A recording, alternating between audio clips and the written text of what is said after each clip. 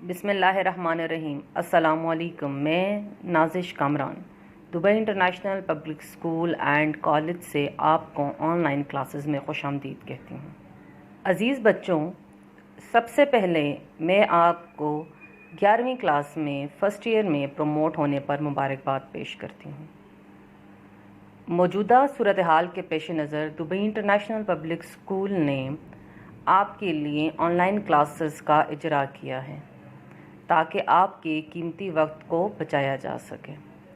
لہٰذا میں آپ کی اردو کے لیکچرر آج آپ کو سب سے پہلے آپ کی اردو کی کتاب کا تعارف کرواؤں گی۔ عزیز اسٹوڈنٹس، یہ آپ کی اردو کی درسی کتاب سال اول کا تعارف ہے۔ سب سے پہلے آپ کے پاس جو کتاب کے اندر ٹوٹل چیپٹرز ہیں، ٹوٹل اسباق ہیں، نظم، نثر، غزلوں کو ملا کے وہ ہیں 37۔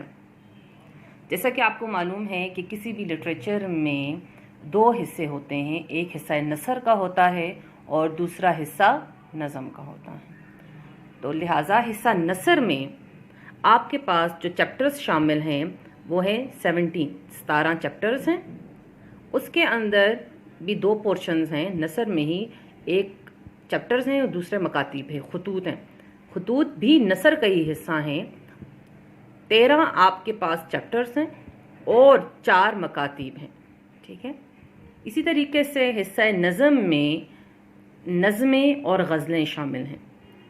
آپ کے پاس نظمیں 13 ہیں اور غزلیں 7 ہیں، لیکن شعراء آپ کے پاس 5 ہیں، جن میں میر تقی میر اور غالب کی 2 غزلیات لی گئی ہیں۔ جی بچوں، تو یہ رہا آپ کی درسی کتب کا تعارف۔ کل اسباق 37 ہے، جس میں نثر 17 اور اس کے اندر 13 چیپٹرز ہیں اور 4 مکاتیب ہیں۔ اسی طریقے سے نظمیں 13 ہیں اور غزلیں آپ کے پاس 7 ہیں۔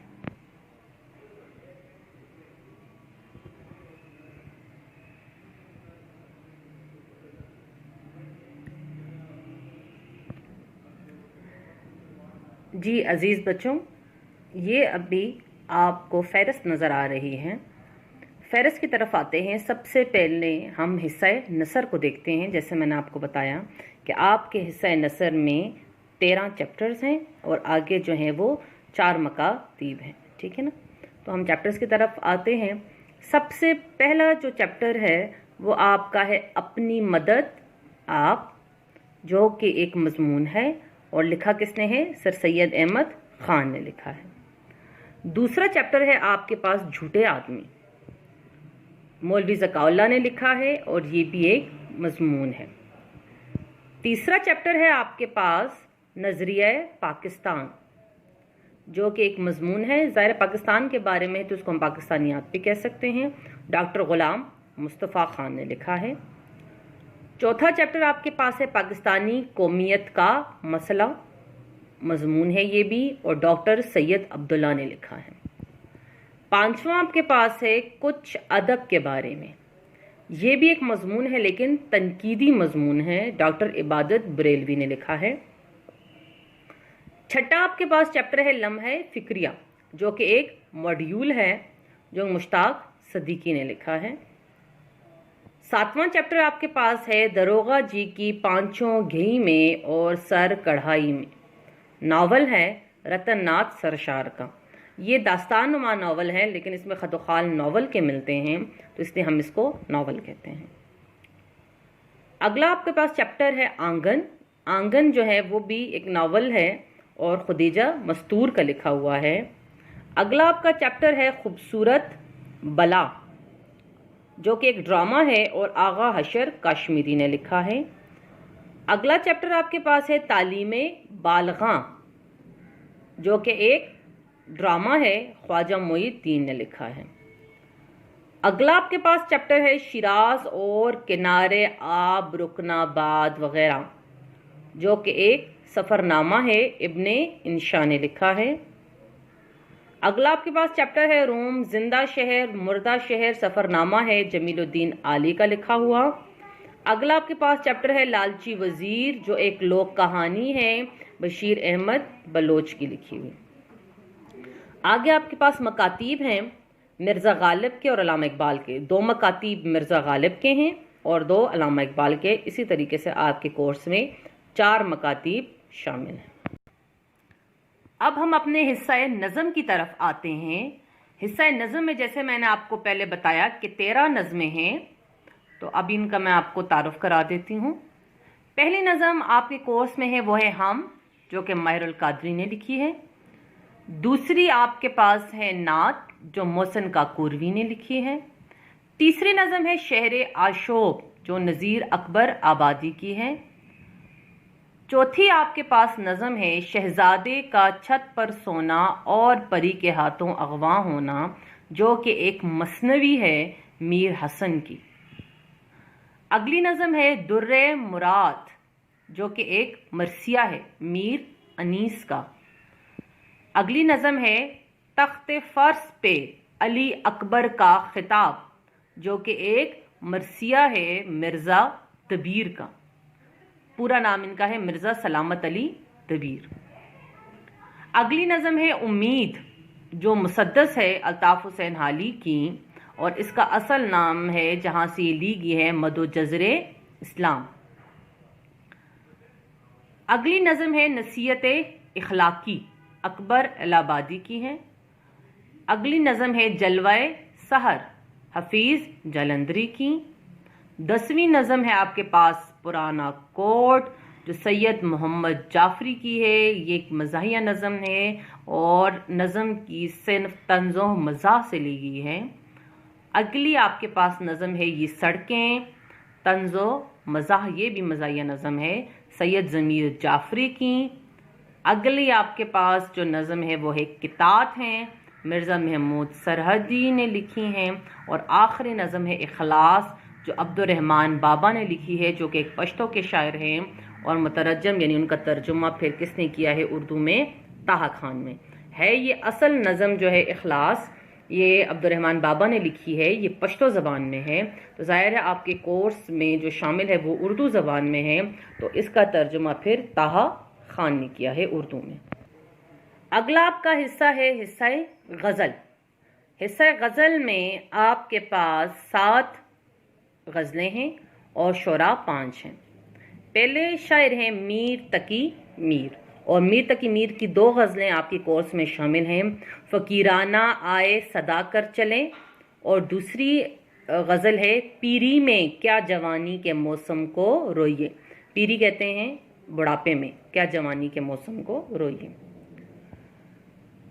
اگلی آپ کے پاس غزل ہے خواجہ میر درد کی، قتل عاشق کسی معشوق سے کچھ دور نہ تھا.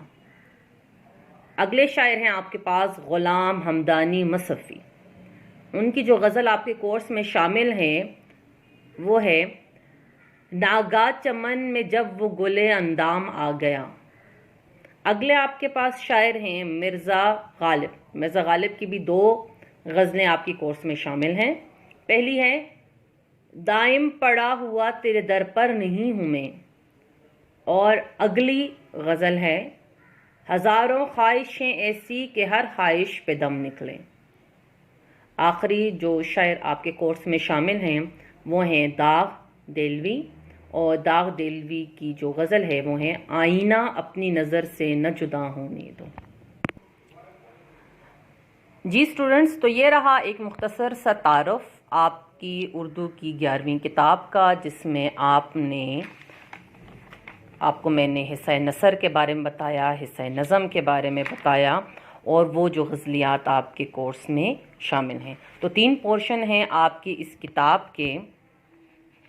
پہلا ہے حصہ نثر، دوسرا ہے حصہ نظم، اور تیسرا ہے آپ کے پاس حصہ غزل. جی بچوں، تعارف کے دوران بہت سارے ایسے الفاظ آپ نے سنے ہیں جو پہلی بار آپ کے سامنے آئے ہیں، یا غیر مانوس ہیں، یا جن سے ابھی آپ مانوس نہیں ہیں، یا جس کے بارے میں آپ زیادہ نہیں جانتے. تو تھوڑا سا مختصر سا ان کے بارے میں بتاتی چلتی ہوں کہ بہت سارے آپ نے نام اس میں نئے سنے ہیں. جیسے سب سے پہلے آپ کو میں نے بتایا کہ کچھ ادب کے بارے میں ایک تنقیدی مضمون ہے، ٹھیک ہے نا. تو لفظ تنقید کیا چیز ہے اور تنقیدی مضمون کیا ہوتا ہے. بچے لفظ تنقید عربی زبان نقد سے نکلا ہے, ٹھیک ہے نا. اوریجن اس کا کیا ہے, عربی زبان سے وہ ہے, ماخوذ ہے نقد سے. انگلش میں اس کے لیے جو لفظ ہے وہ ہے کرٹیسزم, آپ نے سنا ہوگا بہت دفعہ. لیکن اب اس کا مطلب کیا ہوتا ہے کرٹیسزم کا؟ اگر آپ عام جو رائج ہے طریقہ یا عام جو اس کے بارے میں خیال ہے کرٹیسزم کے بارے میں یا تنقید کے بارے میں, وہ یہی ہے کہ کسی بھی چیز کی یا کسی بھی شخص کی یا کسی بھی چیز کی برائی بیان کرنا, ٹھیک ہے. لیکن ادب میں تنقید کی تعریف کچھ اور ہے. تنقید کہتے ہیں بچے کسی بھی فن پارے کی, کسی بھی چیز کی, اس کی خوبی اور خامیاں دونوں بیان کرنا. جیسے میں نے لکھا ہے کھرا اور کھوٹا پرکھنا. کھرا یعنی اچھا صحیح, کھوٹا یعنی جس کے اندر کوئی فالٹ ہے یا کوئی کمی بیشی ہے. حسن و قبا, حسن کہتے ہیں کہ اس کے اندر جو اچھائیاں, اور قبا اور جو اس کے اندر برائیاں ہیں, اچھائی اور برائی, خوبی یا خامی. اب تنقید کیا چیز ہوتی ہے کہ کوئی بھی فن پارہ ہے, کوئی بھی فن پارہ مینس کہ کوئی بھی, آپ سمجھ لیں کہ ادب سے اگر آپ ریلیٹڈ لیں کہ کوئی شاعری ہے, کوئی نظم ہے, کوئی غزل ہے, کوئی مضمون ہے, کوئی ڈرامہ ہے, کوئی فلم ہے, کوئی آپ کے پاس ناول ہے. اب جب وہ منظر عام پر آتا ہے تو ناقدین ہوتے ہیں, جو تنقید کرنے والے ہوتے ہیں ان کو کہتے ہیں ناقدین.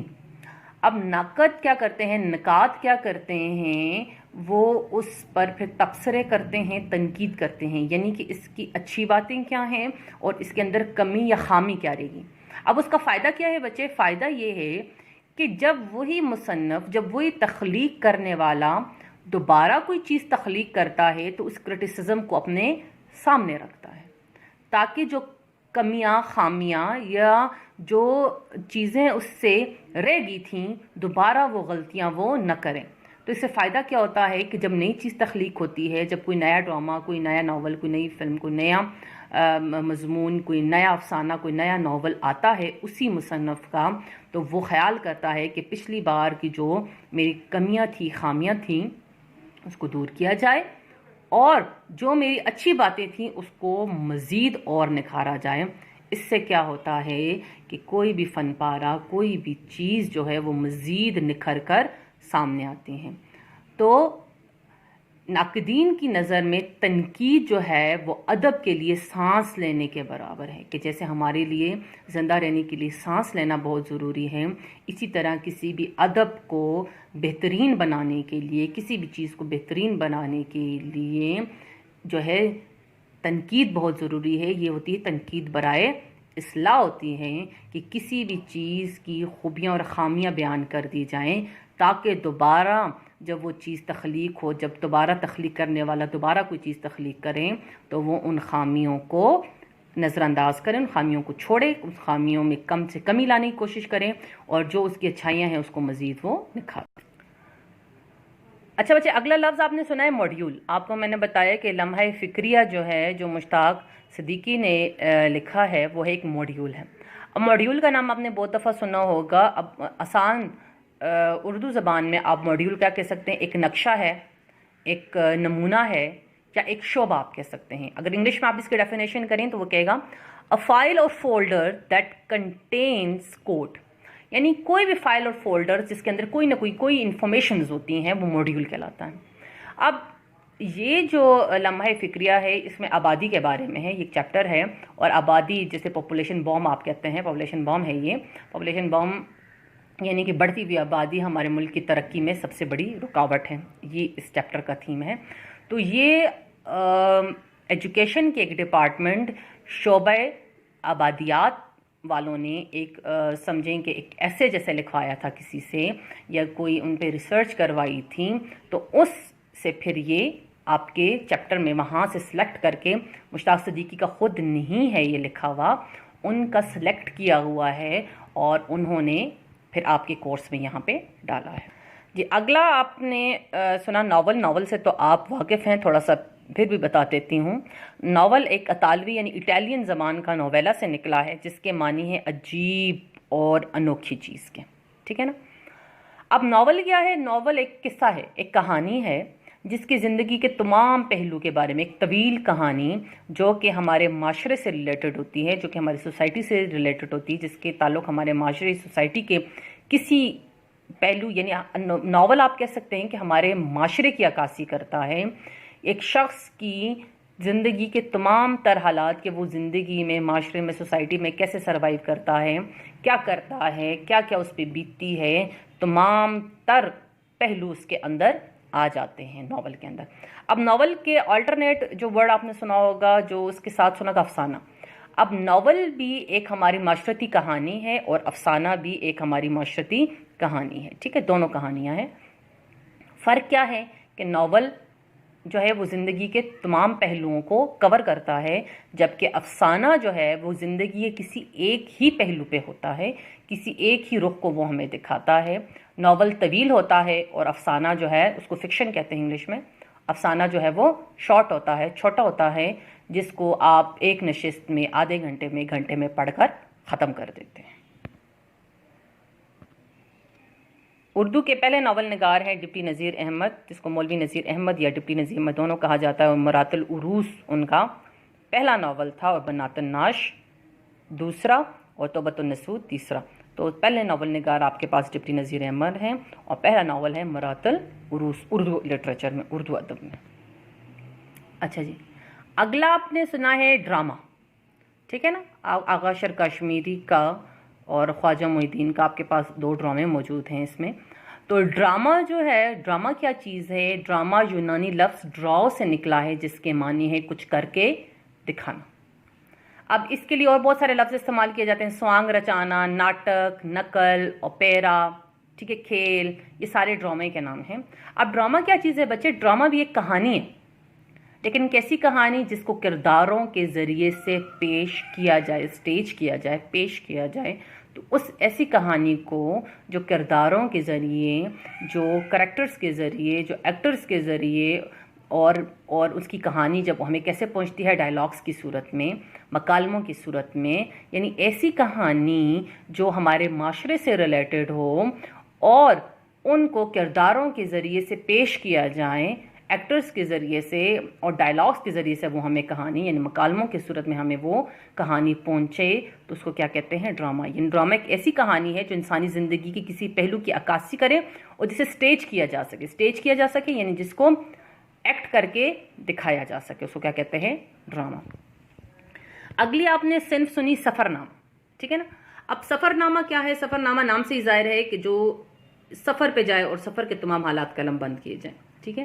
کوئی بھی ادیب، کوئی بھی مصنف، جب ادیب یعنی ادب سے ریلیٹڈ شخص جب بھی کسی سفر پہ جاتا ہے، چاہے وہ ملک کے اندر ہو یا ملک کے باہر ہو، سفر پہ جاتا ہے اور واپسی پہ اس سفر کے تمام حالات لکھے، اس کو کیا کہتے ہیں؟ سفر نامہ۔ اگلی صنف آپ نے بچے سنی ہے لوک کہانی، لوک کہانی، ٹھیک ہے۔ اب لوک کہانی آپ نے بہت دفعہ نام سنا ہے، لیلا مجنو، ہیر رانجھا، سسی پنو، ٹھیک ہے نا، آپ نے نام سنے ہوئے ہیں۔ تو لوک کہانی کیا ہے بچے؟ لوک کہانی یعنی کہ ایسی کہانی جو تحریری شکل میں نہ ہو، جو سینہ بسینہ اور نسل در نسل چلتی۔ سینہ بسینہ یعنی وربلی، اورل، جو بڑی دادیاں، نانیاں سناتی ہیں، جو ریٹن فارم میں نہیں ہوتی، اور ہر علاقے کی اپنی کہانی ہوتی ہے، اور اب اس علاقے کی تہذیب سے، معاشرت سے، ثقافت سے وہ ریلیٹڈ ہوتی ہے، ٹھیک ہے۔ اچھا، ابھی آپ نے نظموں میں حمد کے بارے میں تو آپ کو پتہ ہی ہے، نعت کی پتہ ہے۔ حمد وہ ایسی نظم جس میں اللہ تعالیٰ کی تعریف بیان کی جائے، اس کو حمد کہتے ہیں، اور نعت ایسی نظم جس میں حضرت محمد صلی اللہ علیہ وسلم کی تعریف بیان کی جائے تو اس کو نعت کہتے ہیں۔ اگلی آپ کے پاس نظم ہے شعر آشوب۔ شعر آشوب ایک صنف ہے، ٹھیک ہے نا، جیسے حمد اور نعت ہے، اسی طریقے سے شعر آشوب بھی نظم کی ایک صنف ہے۔ آشوب کے لفظی معنی ہے فتنہ اور فساد کے۔ تو اب شعر آشوب کیسی صنف ہے؟ شعر آشوب ایسی صنف ہے جس میں کسی بھی شہر کے، کسی بھی علاقے کی تباہی اور بربادی کا حال بیان کیا جائے، اس کی تباہی اور بربادی پہ لکھا جائے تو اس کو کیا کہتے ہیں؟ شعر آشوب۔ جیسے آپ کے سامنے جو ہے بالاکوٹ کا قصہ ہوا زلزلے کا، تو اب اس کی تباہی اور بربادی کے بارے میں جب لکھا جائے گا، جو نظمیں لکھی جائیں گی، ان نظموں کو کہیں گے شہر عاشو۔ ظاہر ہے وہ شہر کی بدحالی کے بارے میں، اس پہ ماتم، اس کے دکھ میں لکھی جائے گی کہ وہ شہر پہلے کیسا تھا، خوشحال تھا، اور اچانک کیسی آفت آئی اور اس شہر کو تباہ و برباد کر دیا۔ تو ایسی نظم جو کسی شہر کی تباہی اور بربادی کے بارے میں لکھی جائیں، اس کو کیا کہتے ہیں؟ شہر آشوب۔ تو آپ کے بک کے اندر جو شہر آشوب ہے، آپ کے بک کے اندر جو نظم ہے، وہ کس کے بارے میں ہے؟ وہ ہے آگرہ کے بارے میں۔ آگرہ آپ نے نام سنا ہوگا، جہاں پہ تاج محل ہے، ٹھیک ہے۔ اگلا لفظ آپ نے سنا ہے مثنوی۔ مثنوی کے بارے میں آپ نے پڑھا بھی ہوگا کہ مثنوی جو ہے وہ اصناف نظم میں سے ایک صنف ہے، ٹھیک ہے۔ اب مثنوی کیا چیز ہوتی ہے؟ مثنوی ایک داستان ہے۔ آپ نے داستان کے بارے میں سنا ہے کہ ایک مافوق الفطرت طویل لمبی کہانی، ٹھیک ہے۔ داستان کہتے ہیں مافوق الفطرت طویل، جن پریوں کی کا مافوق الفطرت یعنی اگینسٹ نیچر، جو ریالٹی میں، جو ریئل لائف میں، جو عام زندگی میں، جیسے اڑتا ہوا قالین، الادین کا چراغ وغیرہ وغیرہ، یہ چیزیں، جن پریاں، ٹھیک ہے۔ تو یہ چیزیں جو ہیں وہ ریئل لائف میں، جو آپ کے پاس عملی زندگی میں موجود نہیں ہیں۔ تو مثنوی کیا چیز ہے کہ مافوق الفطرت داستانیں ہیں، لیکن کس صورت میں؟ نظم کی صورت میں۔ بہت طویل طویل کہانیاں، جنوں کی، پریوں کی۔ اب اس کے اندر آپ رزمیہ کہانیاں بھی ہیں، رزمیہ یعنی جنگوں کی، بزمیہ یعنی کہ محفل کی، ٹھیک ہے۔ تو یہ تمام جو اس کے اندر جن پریوں کی کہانیاں ہوتی ہیں، جنگوں کی طویل طویل، کیونکہ پرانے زمانے میں جنگ کہیں کہیں مہینوں اور کئی کئی سالوں تک چلتی رہتی تھیں، تو ان کے بارے میں ان میں لکھا جاتا تھا۔ تو مثنوی سمپل آپ سمجھیں کہ مثنوی کیا چیز ہے، کہ مثنوی مافوق الفطرت طویل لمبی لمبی کہانیاں ہیں نظم کی صورت میں، منظوم لفظ میں نے یہاں پہ لکھا ہے، منظوم داستان۔ منظوم داستان مین نظم، ایسی داستان، ایسی کہانی جو نظم میں لکھی جائے، شاعری میں لکھی جائے، ٹھیک ہے نا۔ تو مثنوی کا ویسے اگر آپ ڈیفینیشن، تو مثنوی کی اگر آپ ڈیفینیشن دیکھیں تو مثنوی عربی زبان کے لفظ مثنا سے نکلا ہے، جس کے معنی ہیں دو دو کے۔ اب دو دو سے کیا مراد ہے؟ کہ وہ کلام جس کے ہر شعر کے دونوں مصرے ہم کافیاں ہوں اور ہر شعر کا اپنا اپنا کافیہ ہو، جبکہ تمام اشعار ایک ہی بحر میں، یعنی کہ یہ شعروں کی صورت میں لکھا جاتا ہے۔ ایک ایک شعر جیسے آپ نے پڑھا ہے، 5 مصروں والی پڑھی ہے، 3 مصروں والی پڑھی ہے، 6 مصروں والی پڑھی ہے، ٹھیک ہے نا۔ اب اس طرح سے یہ مثنوی کیسے لکھی جاتی ہے؟ شعروں کی صورت میں، ایک ایک شعر ہوتا ہے اور ہر شعر کا اپنا قافیہ اور ردیف ہوتا ہے۔ پہلے شعر کا قافیہ ردیف دوسرے شعر کے قافیے سے مختلف ہوتا ہے۔ پہلے شعر کا اپنا قافیہ ہوتا ہے اور دوسرے شعر کا اپنا قافیہ ہوتا ہے، لیکن تمام ایک ہی بحر یعنی ایک ہی سر، ایک ہی لے میں یہ ہوتی ہیں۔ تو مثنوی آپ سمپل یہ سمجھیں کہ مثنوی ایک طویل مافوق الفطرت منظوم کہانیاں ہیں، منظوم داستانیں ہیں، یعنی نظم نما، جن میں جن پریوں کی ہیں۔ اب ان میں مشہور کون کون سے ہیں مثنوی لکھنے میں؟ میر حسن جو ہیں وہ بہت مشہور ہیں۔ دوسرے جو شخص ہیں وہ ہے پنڈت دیا شنکر نسیم۔ میر حسن کی جو مثنوی مشہور ہے وہ ہے مثنوی سحر البیان، اور پنڈت دیا شنکر کی جو مثنوی مشہور ہے وہ ہے گلزار نسیم۔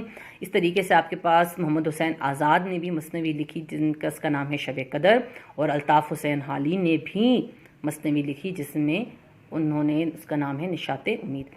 اب یہاں پہ میں نے لکھا ہے جائے ترکیبی، یعنی مثنوی میں کیا کیا ہوتا ہے؟ سب سے پہلے مثنوی جب لکھتے ہیں تو وہ حمد یعنی اللہ کی تعریف میں کچھ اشعار ہوتے ہیں، پھر نام صلی اللہ علیہ وسلم کی تعریف میں ہوتے ہیں، پھر منقبت صحابہ کی، پھر مناجات دعائی اشعار ہوتے ہیں، پھر اس وقت کے مدح بادشاہ یعنی بادشاہوں کی یا عمراء کی، بڑے لوگوں کی تعریف ہوتی ہے، پھر اصل قصہ جس کے بارے میں وہ لکھنا چاہتا ہے، پھر کچھ بیچ میں اپنی تعریف کے بارے میں لکھتا ہے، اور آخر میں اختتام ہوتا ہے، ٹھیک ہے۔ یہ چیزیں اس کے اندر شامل ہوتی ہیں۔ تو مثنوی سمپل یہ سمجھیں کہ مثنوی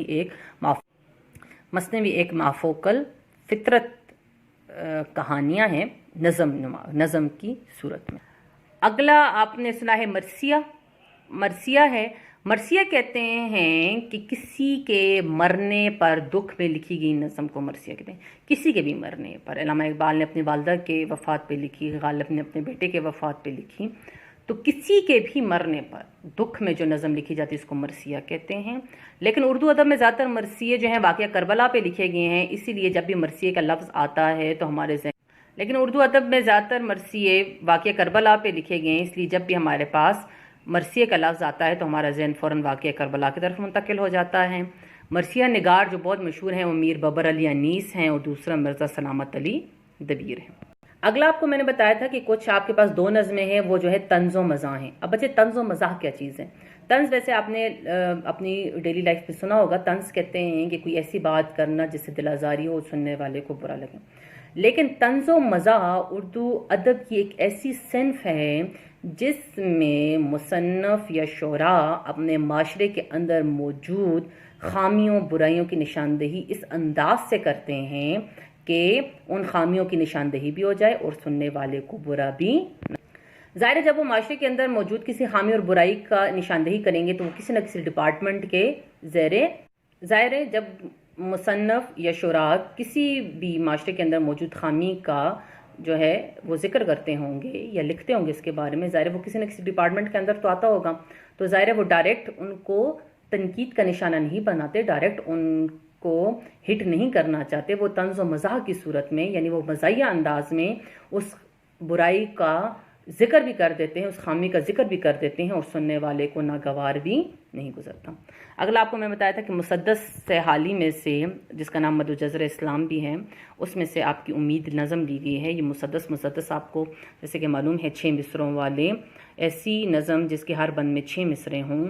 پہلے 4 مصرے کا قافیہ ردیف اپنا ہوتا ہے اور آخری جو 2 مصرے ہیں ان کا اپنا قافیہ ردیف ہوتا ہے. ٹھیک ہے، 6 مصرے والی بند ایسی نظم جس کے ہر بند میں 6 مصرے ہوں اس کو مسدس کہتے ہیں. اگلا آپ نے سنا ہے کتات. کتات ایک نیا لفظ ہے. کتات کہتے ہیں ٹکڑے کو. کتات کہتے ہیں عموماً بچے آپ نے پڑھا ہے کہ ایک شعر میں ایک موضوع، ایک ٹاپک، ایک بات کمپلیٹ ہو جاتی ہیں، ایک شعر کے اندر ایک بات مکمل ہو جاتی ہیں. جب ایک شعر کے اندر وہ بات مکمل نہ ہو اور شعراء 2 یا 2 سے زیادہ اشعار کے اندر ایک ہی بات کرے، ایک ہی موضوع ہو، وہی ٹاپک ہو، تو اس کو کہتے ہیں کتاب. ایسی نظم جس میں 2 یا 2 سے زیادہ بیت یا شعر ہوں مگر ان کا مضمون، ان کا موضوع ایک ہی ہو. ٹھیک ہے نا. اور دوسرا کیا ہوگا کہ دوسرا اور چوتھا مصرع آپس میں ہم قافیہ ہوگا. ٹھیک ہے نا.